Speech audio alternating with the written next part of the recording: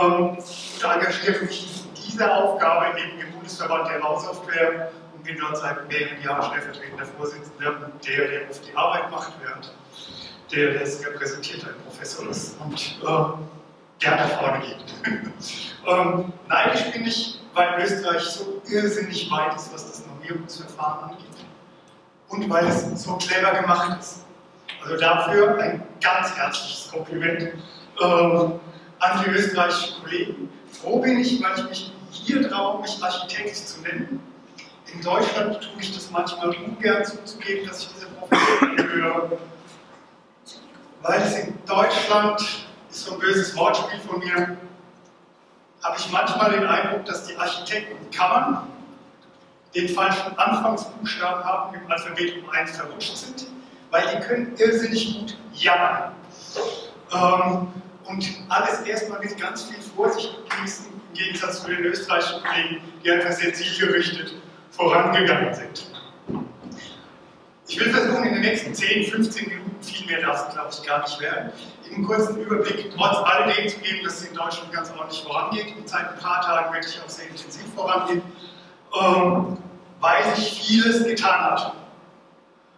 Doch kurz zuvor, kurzes Statement, wir sind im Moment deutlich zu spät, aber für BIM ist es nie zu spät, deshalb habe ich da großen Optimismus, dass auch in Deutschland sich viele Dinge bewegen.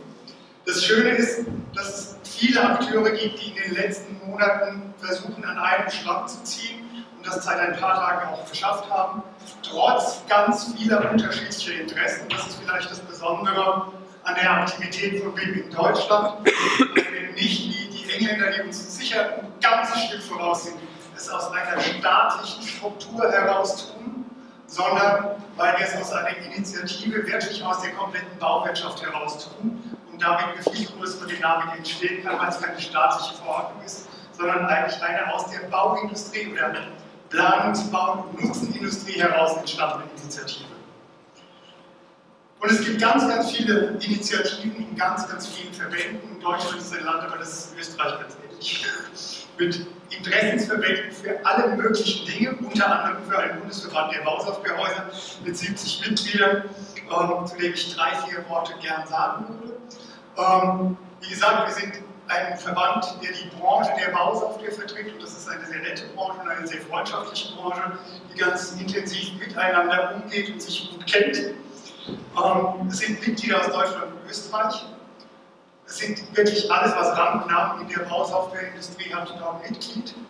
Und das, was wir zum größten Teil allerdings für Deutschland geschafft haben, ist, dass wir dort in der Politik und der Wirtschaft und mittlerweile auch sehr deutlich in der Öffentlichkeitsarbeit für Bausoftware Werbung machen können und einen gemeinsamen Standard geschaffen haben. Also wir haben so etwas Ähnliches, ganz intensiv, was wir GAP nennen, für gemeinsamen Ausschuss Elektronik im Bauwesen, der das ganze Ausschreibungsprozedere in Deutschland sehr informiert und strukturiert hat und dadurch den Datenaustausch zumindest bei den Partnerhäusern vielleicht nicht der beste, aber einer der besten auf der Welt ist meine Einbildung. Und da ich ein Partnerhaus leite, habe ich dann natürlich eine gewisse Affinität dazu.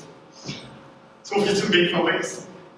Es gibt seit jetzt ziemlich genau 2010, also etwas mehr als 4 Jahre in Deutschland, etwas, was sich den BIM-Beirat nennt.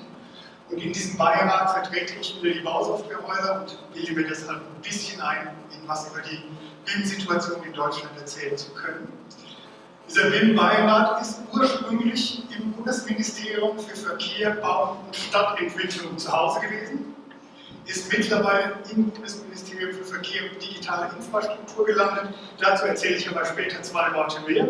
Der trifft sich seit 2010 in sehr regelmäßigen Abständen, also einmal im Quartal, besteht zum größten Teil aus Verbänden der Bauwirtschaft und den Architekten- und Ingenieurkammern, angereichert durch das ein oder andere Hochschulmitglied und ist im Ministerium seinerzeit fürs Bauen gegründet worden, um eben die Politik zu beraten, Informationen zu sammeln und zu koordinieren.